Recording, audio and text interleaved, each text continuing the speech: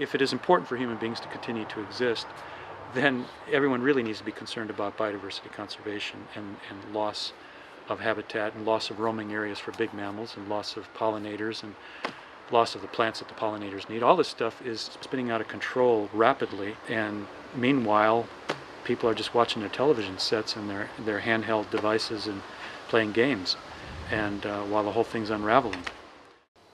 The topic of conservation is becoming very, very challenging. And all the conservation organisations, they survive from raising funds, and these grants are drying up.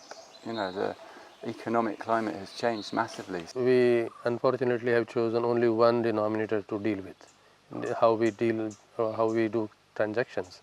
That's money. People have their forests and their aspirations are changing, and the value structure is no more in line with their tradition.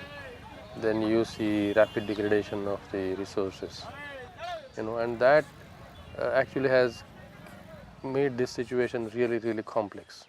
That unless there is a monetary gain, humans don't get motivated to do anything. I'm a big proponent of sustainable wild collection, because I see that as a way that people, consumers, if they're educated, can support companies who get it to help protect some of the last remaining pristine ecosystems in the world. Ultimately, it needs to be driven by financial incentives, and for there to be financial incentives, there needs to be enterprise.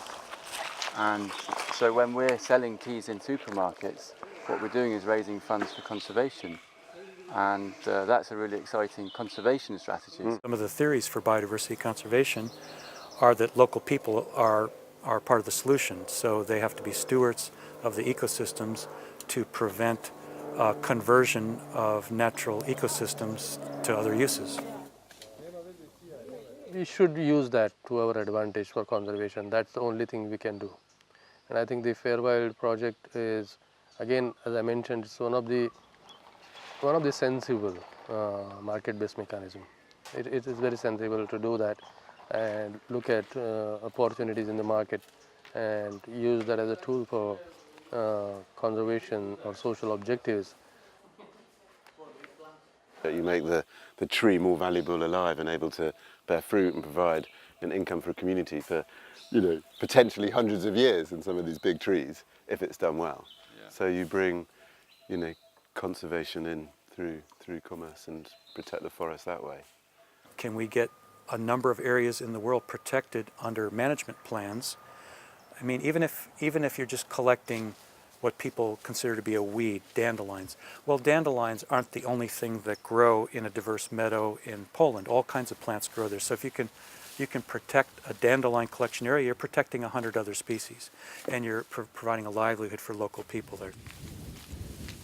And this is the point of conservation again. If people don't take pride in saving forests, if they cannot appreciate the value, I think the day will not be far that we will lose a major chunk of biodiversity in this landscape.